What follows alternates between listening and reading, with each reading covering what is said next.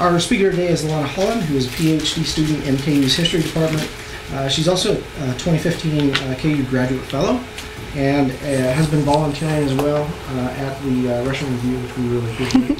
I also appreciate the fact that she was willing to take one of these very early slots in Brownbag schedule. That was a great thing. Her research focuses primarily on confronting the Holocaust on former Soviet territory. She's broadly interested in memory and identity in the context of dynamic social change, mass violence in the region, and I believe that is the focus of the Brownbag today. So this research is based on the research seminar paper that I did for the History 802 seminar last semester. So I'm also going to be presenting it later in the spring, but I'm really happy that I can present it for you today. So thank you for coming, and thank you for listening. So, the Jewish Soviet Ukrainian artist Shinobi Tolkachev produced some of the most beautiful works of Ukrainian art in the 20th century. And yet today, he remains virtually unknown in both the West and in Ukraine. His fall into obscurity was not incidental. Before and during World War II, Tolkachev was well known and praised throughout the Soviet Union. However, even though he had wanted his wartime art to reflect his support of the Soviet Union and its goals, in 1949, at the third congressional session of the Academy of Soviet Artists, authorities denounced him for bourgeois expressionism, religious mysticism, and other things harmful and foreign. Other than a few curious books and compilations of his artistic series published in the 1940s and 60s, no studies exist on the man who was not only a prominent figure of Ukrainian Jewry, but also, and more importantly, the first Soviet artist to depict the death and concentration camps of Poland in visual art. He did this while serving as an official artist for the Red Army during the war, but his primary task was simply documenting war. Most of the scholarship on Soviet representations of the Holocaust focuses on writers, photographers, or filmmakers, and they mention Tolkachev only in passing, or not at all. But more than just a figure of the Ukrainian Jewish past whose name should be retrieved from imposed obscurity, Tolkachev occupied a crucial position as an artistic negotiator of Polish and Soviet interests during the precarious years of 1944 to 1945. He provided a crucial link for understanding the interplay of official versus ordinary citizens' responses to what we now refer to as the Holocaust during the immediate liberation to early post-war period. This is best documented in his series of exhibitions in the major cities of liberated Poland from 1944 to 1945, which were Majdanek, Flowers from Auschwitz, and Jesus in Majdanek. The guest books to these exhibitions, signed by ordinary Polish citizens, show how everyday people responded to the Holocaust and thus helped determine its interpretation in Poland and Eastern Europe. Tolkachev was a Soviet state-sanctioned artist, but depicted the camps according to his own sense of aesthetic taste and thematic necessity. And he also had a reputation for not really being into the whole socialist realism thing, but it was never a problem until now. But he also understood the reality of post-war Polish anti-Semitism. On the one hand, he genuinely attempted to depict Nazi camps as places of Polish suffering. At the same time, in several instances, he made a conscientious attempt to allude to the particular nature of Jewish suffering. Rather than viewing the Soviet Union as just a monolithically anti-Semitic regime that downplayed Jewish suffering in the Holocaust at all times, Tolkachev's exhibitions show the ambivalent Soviet stance on the Jewish question in the immediate post-liberation period. These were Soviet state-sanctioned exhibits because otherwise they could not have been shown in a public capacity.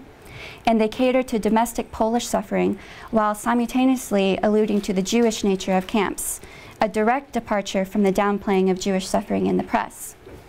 Even if the Soviet elites did not specifically order such representation themselves, they at least did allow it in their satellite state.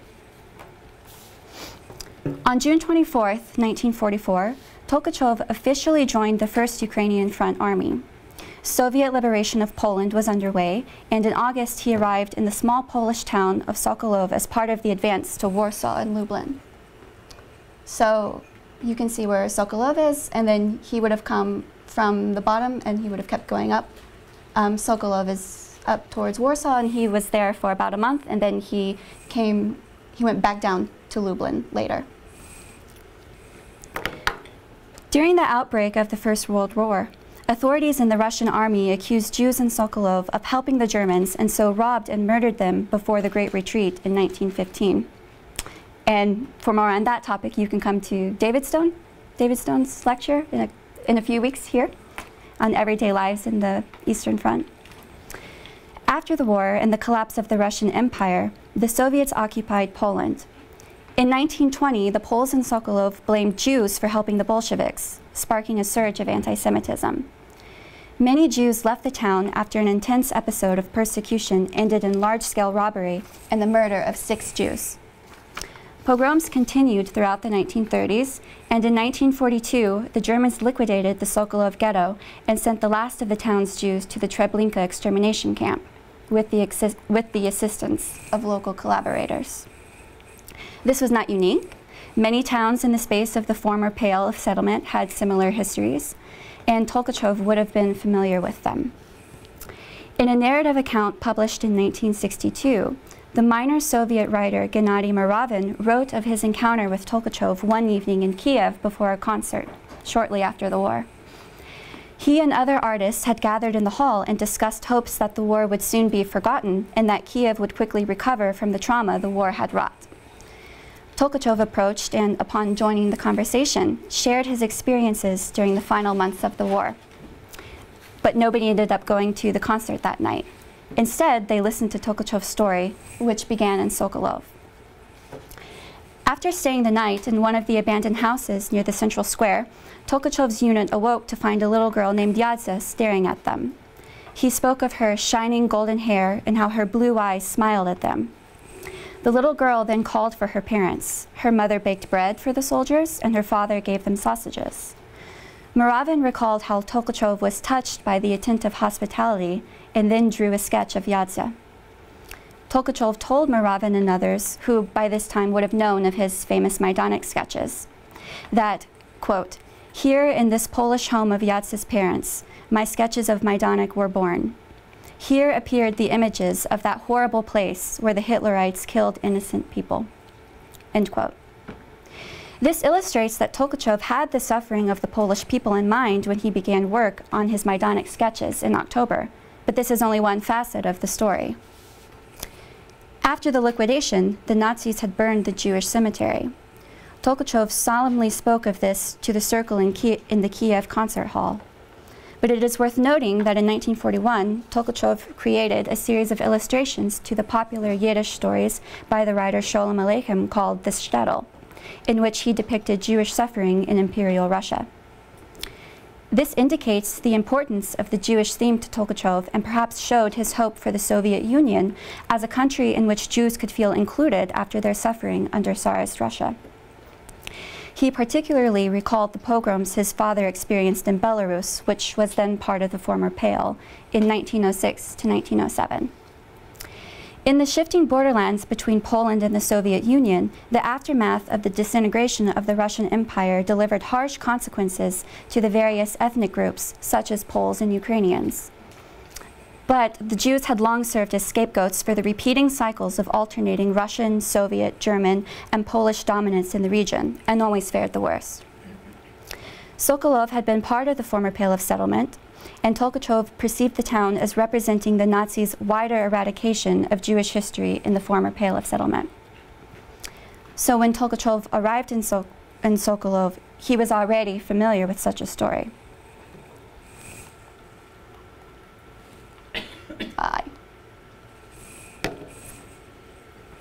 No.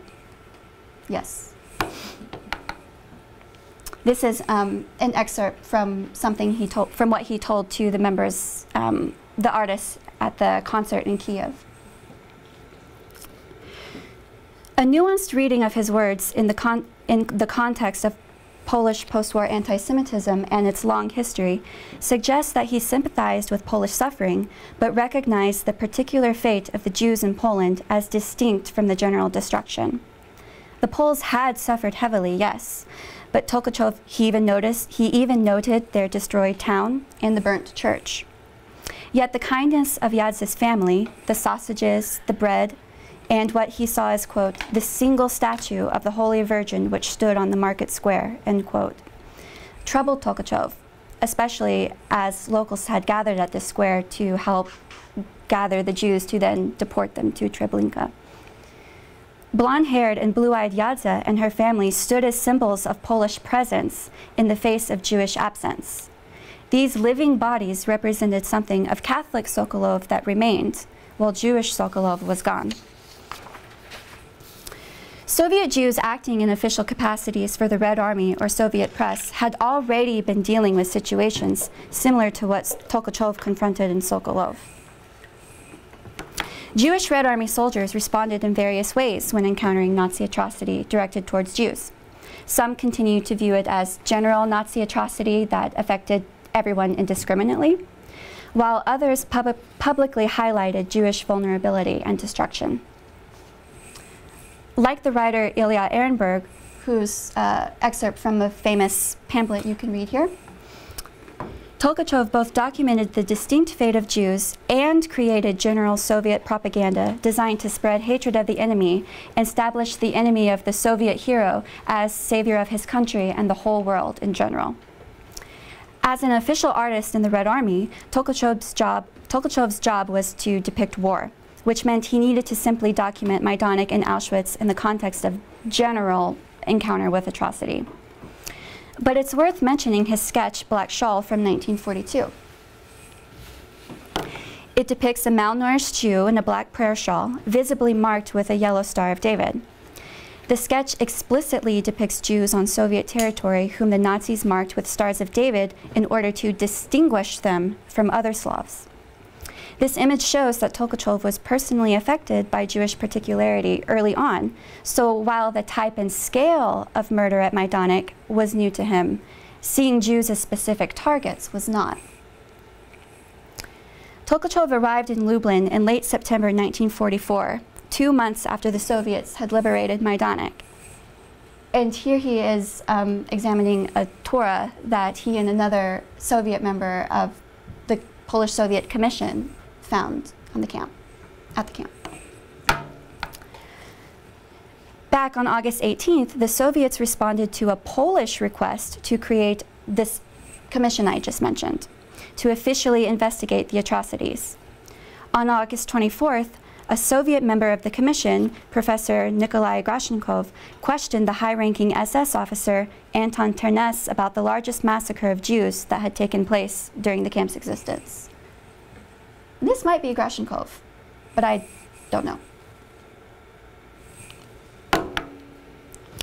Witnesses had mentioned this particular mass shooting on several occasions in different depositions, pointing out that the victims were Jews.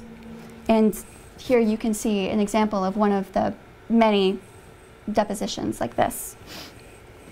At the time, though, the only commission member to draw an explicit link between Nazi ideology and the annihilation of the Jewish people was the Polish member, Dr. Emil Sommerstein. He was a prominent leader of Polish Jewry and also an outspoken Zionist.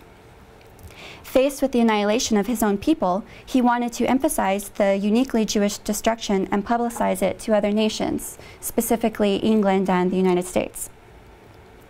But, of course, neither the Western Allies nor the Soviets wanted citizens back home to see a war as a fight for the Jews. And so when the Commission mentioned the shooting of Jews on November 3rd, 1943, in their official communique, they changed prisoner testimony referencing Jews to that of simply persons. The Red Army's liberation of Majdanek occurred simultaneous to the establishment of communist rule in Poland. And the Soviets had an eye on the post-war world order even during their work at the camp. They reasoned that Poles would be less resistant to communist rule if they viewed Soviets particularly as liberators and not liquidators, as is more popular. Of course, interning members of the underground Polish Home Army at Majdanek a few days after liberating Majdanek did not exactly help their cause. At home in Lublin, the camp necessitated a decidedly more ethnically Polish story, as opposed to the more universalized press reports intended for an international Western and Soviet audience. By October 8th, the Soviet head of the political department of the First Ukrainian Front decided that Tolkachev could perhaps accomplish this goal. He wrote to the garrison commander in Lublin to tell them that Tolkachev was already in the city working on a general series called Atrocities of the German Occupants. Officer Pokolnik appealed to the garrison commander for assistance and support, which indicates a sense of haste and purpose on the army's part. By October, Stalin no longer questioned whether he could ensure a transition to communist rule because the new Polish government was already in place. But the precarious political situation of summer to early 1944 gave way to a new goal of not securing favor per se, but maintaining it among locals. As for Majdanek, local elites planned to establish a camp museum and received Soviet approval to do so back in August. This immediate attempt to create a museum shows the perception among Poles that Majdanek was a Polish tragedy. Piotr Sobolewski, who had served as the commission's secretary, became the head of the museum's propaganda, information, and press department after he finished his work with the commission. The city commander had apparently introduced Tolkachev to Sobolewski in early October, and after having seen a few examples of Tolkachev's sketches, he wanted to debut an exhibition on the first day of the upcoming war crimes trial in Lublin, which is the subject of my next research paper. Tolkachev began working on the exhibit in early October with approval from his superiors. Sobolewski eventually appealed to Tolkachev to speed up his work because it would have an extraordinary significance. And then so the two of them worked together tirelessly without sleep until the exhibition debuted on November 27th. The Polish press noted the exhibit's emotional resonance and Tolkachev's artistic sophistication. Members of the Polish government and the Soviet military mission alike attended the ceremony, and they were very impressed. Tolkachev's exhibit served as a sort of forum for negotiating suffering at the camp, both personally and publicly, much as the communiqué had done for Sommerstein. They both faced knowledge of the annihilation of their own people, yet needed to negotiate the competing demands of Soviet and Polish protocols for representing wartime atrocity. But they had different reasons for doing so. As a state artist and member of the army, Tolkachev was already aware of wartime Soviet political norms, but moreover, he supported them. Furthermore, whereas Sommerstein had tried to circumvent them. Whereas Sommerstein was a Polish representative in the Soviet-backed government who reluctantly accepted the new communist order because when he was in the Soviet Union, he was in prison, and the authorities gave him a choice of staying in prison or going to Lublin and serving in the new government. So he chose to go to Lublin and serve in the new government. But Tolkachev had fought in support of the revolution, and he had also come from a part of Ukraine that had long been fully annexed into the Soviet Union. So Sommerstein saw communist rule only as something that might be beneficial to the Jewish remnant in Poland because of the inclusiveness of socialist ideology. But ultimately for him, the Jews' best option was Palestine. Tolkachev, however, identified as Soviet and embraced communist ideals. For him, the Jews' best option was the Soviet Union. Sommerstein's political position in the new government hindered his efforts to highlight Jews, but Tolkachev could more easily address Jewish suffering in art through the personal leeway the Red Army gave to artists and writers over ordinary soldiers. Furthermore, Jewish and Soviet identities were more conflated than Polish and Jewish ones were. Because Soviet identity was not based on religion or ethnicity, Jews could identify as both Soviet and Jewish and had differing levels of Jewish religious or ethnic consciousness. Polish elites and ordinary citizens, however, nearly always framed Jews in terms of an exclusive ethnic other. Tolkachev was in a position where he might genuinely identify with the Soviet demand to universalize war suffering. Yet this does not mean that he ignored Jewish victimhood. Prayer Shawl. The Maidanic series included a drawing called Taliskoten. The image is more aesthetically sophisticated than other quick sketches, like this one, and shows more personal reflection and interpretation than other images that, while compelling, serve more of a documentary purpose. In this image, a white Jewish prayer shawl is snagged on a piece of barbed wire fence surrounding the camp. It blows in the wind with a desolate landscape in the background, evoking loss, an emotion with which Tolkachev was overwhelmed. Jeremy Hicks argues that due to the large scale and nature of death at Majdanek, authorities allowed writers to use emotive references to trauma rather than victory. And here, Tolkachev is doing a bit of both. He created, as he said himself, the heart demanded. The shawl represents a poignant emotional symbol marking Majdanek as a Jewish site. However, the positioning and the size of the shawl evokes a large flag and suggests the eternity of the Jewish people despite present death. So this reflects Tolkachev's conformity to the Soviet narrative of ultimate victory here, but later series do tell a different story. Tolkachev did not use explicit Jewish imagery in all the drawings, however. In another example, the only allusion to Jewish victimhood is the title, the 3rd of November. This represented the shooting mentioned earlier in reference to the questioning of SS officer Ternes. And like most Jewish members of the army, Tolkachev knew how to read between the lines. So by titling the image the 3rd of November, he directly referenced the extermination of Jews at Majdanek, even if he didn't explicitly depict them. Two other images, Krembeski Woods and Gas Chamber B, are highly emotive, but do not depict Jews directly or indirectly. The dying victims in the gas chamber have no ethnic markers. The women and children depicted in the Krembeski Woods outside of Lublin, however, are understood as Polish, even if they're not marked as Polish, because that's how the communique had referred to the testimony of Poles in the area. It kept all the specific references to Poles in the communique, unlike those of Jews, which they changed to persons. Most of the 39 images in the Majdanek series were void of ethnic distinction. Yet, in most of the drawings, Tolkachev depicted specific events: a mass shooting, an execution roundup, a gassing, or scenes of starvation and forced labor. Only Taliskoten was explicitly Jewish, but this drawing suggested interpretation rather than simple documentation. And Tolkachev depicted Majdanek as primarily a place of Jewish destruction, but the overall exhibition appealed to all ethnicities. As of January 1945, Tolkachev was still in Lublin adding more drawings to the Majdanek series. The Polish government requested permission to circulate the exhibition throughout the major cities of newly liberated Poland, including Warsaw, Krakow, Łódź, and others. And this, this is an example of a poster for the exhibition. This one's from Krakow.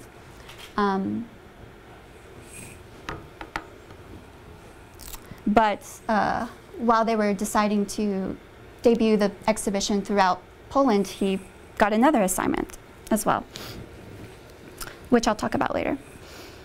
Back to Majdanek. Vyacheslav Molotov, former head and member of the Council of People's Commissars, granted official permission to Tolkachev, which indicates that the highest levels of the Soviet state supported his work. The politicization of atrocity is a standard feature of all modern governments, but the Soviet Union was, of course, no exception. Tolkachev's very timely Majdanek exhibition appeared at a moment when Molotov and Soviet elites were particularly sensitive to the interests of ordinary Poles. Molotov had also served as the Soviet Minister of Foreign Affairs, acutely negotiating Soviet interests throughout the war. But Molotov and the rest of Stalin's inner circle were sitting on one of the Soviets' most heinous wartime secrets. The Soviet NKVD had murdered over 22,000 Polish army officers and cultural elites in the spring of 1940 in the Katyn forest. Until 30 years after the war, the Soviets claimed that the Nazis had been responsible. In the fall of 1944, as the Soviets strove to maintain support in eastern Poland, they had to find a way to deal with the fact that local Poles and members of the Polish government in exile in London were persistently bringing up Katyn. Molotov had signed Lavrentiy Beria's letter to Stalin proposing the sentence of capital punishment for thousands of enemies of Soviet power. So in his correspondence with Tolkachev, he likely had this in mind. A couple of decades after the war, our minor Soviet writer Muravin from earlier wrote that it was difficult to imagine the political resonance of Tolkachev's exhibitions on Majdanek and Auschwitz. But Molotov's ready support of the artist's work indicates that it was rather large. In late January, the army assigned him to a military investigatory commission at Auschwitz. The Red Army entered the camp on January 27th, and Tolkachev arrived only a few hours after liberation. In contrast to Majdanek, which Tolkachev saw for the first time several weeks after the Red Army entered, he participated in the immediate stages of the liberation of Auschwitz. His sketches reflect this difference, many of which he actually drew on the back of Nazi documents found at the camp.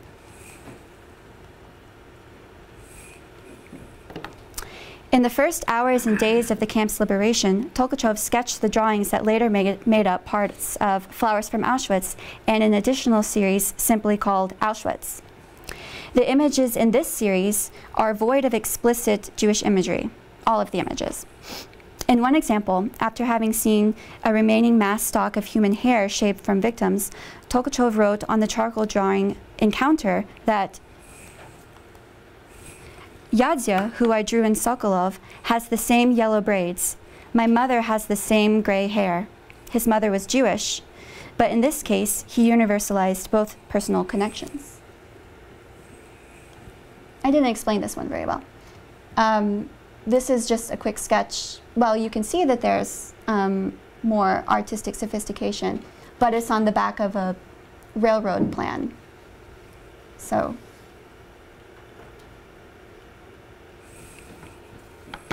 In another image called Savior, Tolkachev clearly was following the Soviet propaganda goal of depicting the Soviets as liberators. He emphasizes victory, not death, encouraging Poles to favorably identify with the Soviets. But many Poles were not convinced. However, in a guestbook entry from August 5th, 1945, one visitor wrote in Polish, "Long live the Polish-Soviet Union." So that's good. But then, well, then somebody came and crossed it out.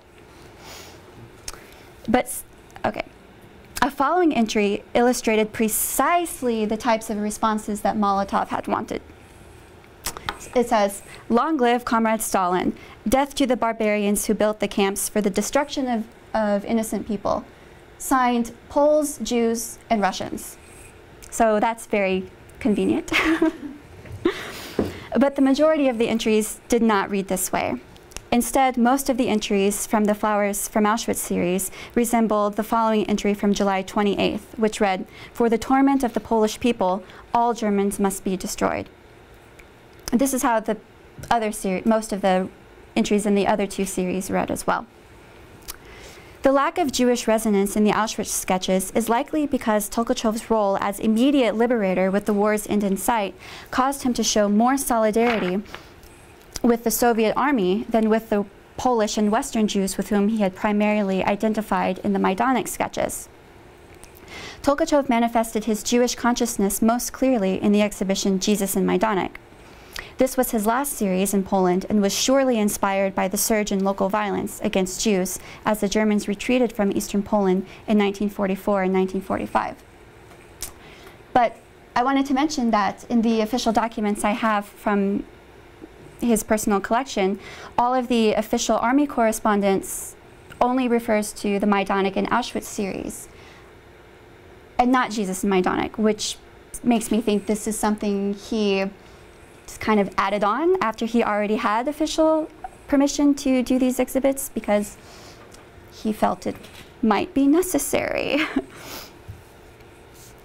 Both the Soviet and Polish authorities praised Tolkachev's work, and by October 5, 1945, at least 128,000 Poles had visited the exhibitions. Many of these were Jews. Sometimes they signed the guest books in Polish, but often they wrote in Hebrew or probably Yiddish, though. But visitors occasionally crossed out or marked through entire pages of Yiddish entries, such as this one, which indicates hostility. Several camp survivors also attended the exhibits, but their ethnicity is not always clear, such as the entry from May 3, 1945, which reads as, "I was in Auschwitz. I am a living witness to Hitler's crimes."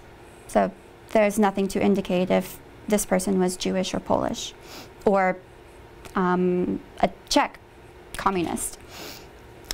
Other entries have a clear ethnic distinction, but whether the entrant was in the camps or spent the war elsewhere is unclear. Jewish distinction is evident in entries such as this one from May 29th, which reads as, "A lot of blood was lost in the war, but the blood of Jews flowed in streams." But most entries contain general calls for revenge and highlighted Poles, such as the entry from July 20th in Łódź, which reads as, "Death to Germans for the murder of Polish children at Majdanek." But the entries illustrated that Poles often did not differentiate between the types of atrocities at Majdanek or Auschwitz, for example, and those at Katyn. For example, one viewer in July wrote, "For Katyn, Auschwitz, Treblinka, Sobibor, and Majdanek, death to fascists." That the Poles universalized suffering isn't really that surprising. When the Soviets encountered atrocity sites during the war, they had a precedent for perceiving crimes against humanity, but no discourse for dealing with genocide.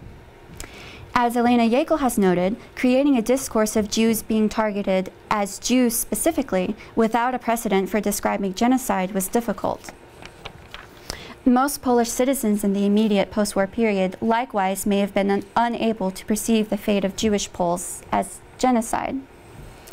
But beyond simple universalization, some Poles perceived that Tolkachev had not paid enough attention to Polish fates in entries such as Majdanek and Auschwitz, but where's Katyn? Or Majdanek, this is the same as Katyn. This leads me to gather that some Poles clearly understood Katyn as an atrocity ethnically exclusive to them, but perceived the camps as particularly Jewish, even if a large number of Poles were interned in them. Furthermore, some viewers, likely Jews, began to articulate the story of collaboration and perpetration that Jan Gross made well known only decades later in Neighbors. Only a few pages after the entry, "Death to Germans for the murder of Polish children at Majdanek," one visitor wrote, "Death to Poles who compete with Hitler and his evil." And now I'll move to the Jesus in Majdanek exhibition, for which the context of post-war anti-Semitism in Poland and the competing claims to memory is important to keep in mind. Jesus in Majdanek appears to be in dialogue with the narrative that Sobolewski was forming for the State Museum.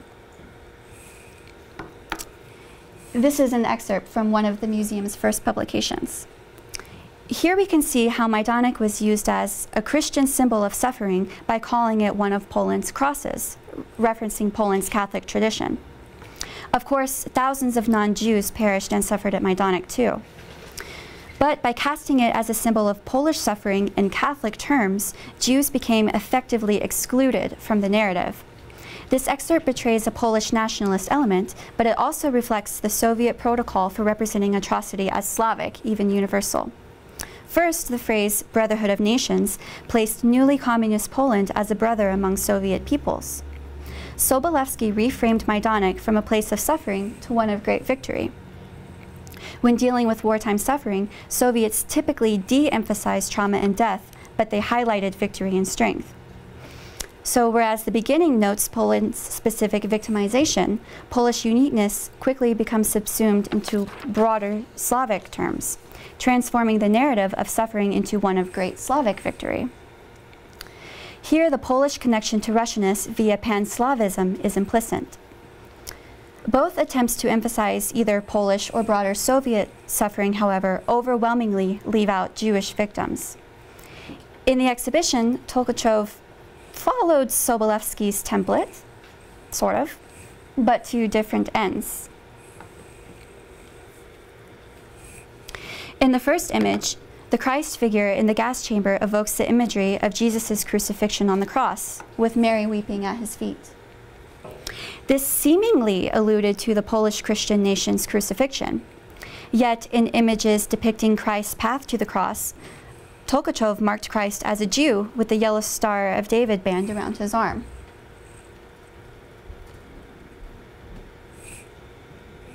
As Christ stands before the crowd of SS officers in another image, he wears the symbols of many of those interned in the camp, including Poles, Jews, political prisoners, and Aryans who had sex with Jews. Yet Tolkachev marked Christ with a Jewish armband to distinguish him from the other victims and to point out the historical and biblical truth that Christ was a Jew. Finally, Tolkachev completely reversed the Soviet and Polish narratives of victory and triumph. He appears to have resurrected Christ, but Jesus remains behind the gates, facing the barracks. The series superficially reads as a tribute to Polish suffering and Christian imagery. Many visitors viewed the images as such, while others again criticized the absence of Katyn.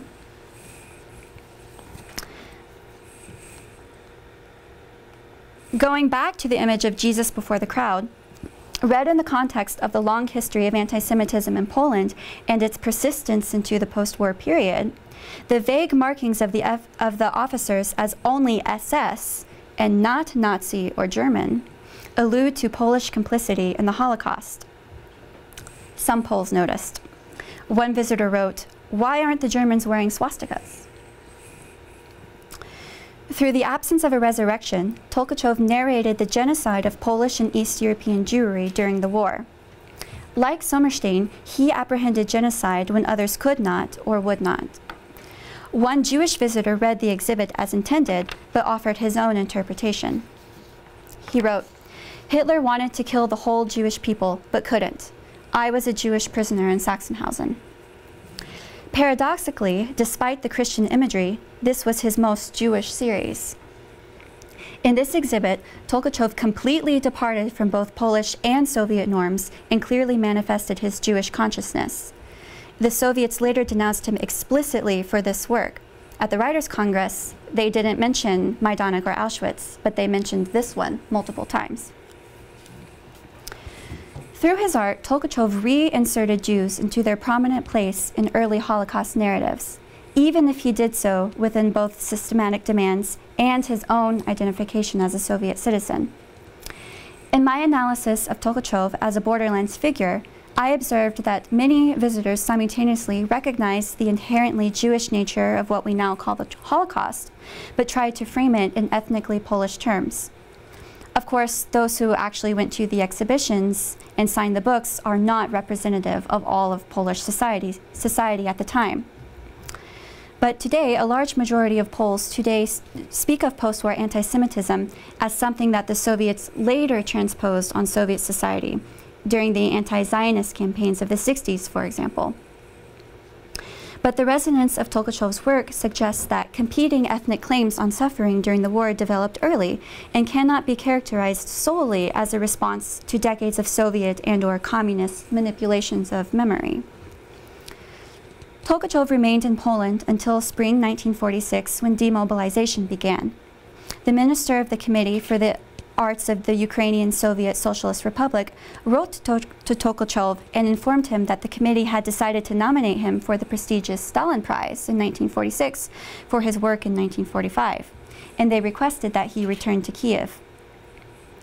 In a telegram to the Soviet ambassador in Warsaw, deputy chairman of the board of the Ministry of the Ukrainian SSSR requested Tolkachev's exhibits be shipped back to Kiev, along with, quote, everything that he needed for his artistic activities, end quote. The list of these things concluded with 4 tomes of the Jewish Encyclopedia and the 3-volume The History of the Jews in Poland, which had been published in 1865. So Tolkachev returned to the Soviet Union with renewed Jewish consciousness, but he did not consider this as compromising his identity as a Soviet citizen. But Stalin later did. Thank you.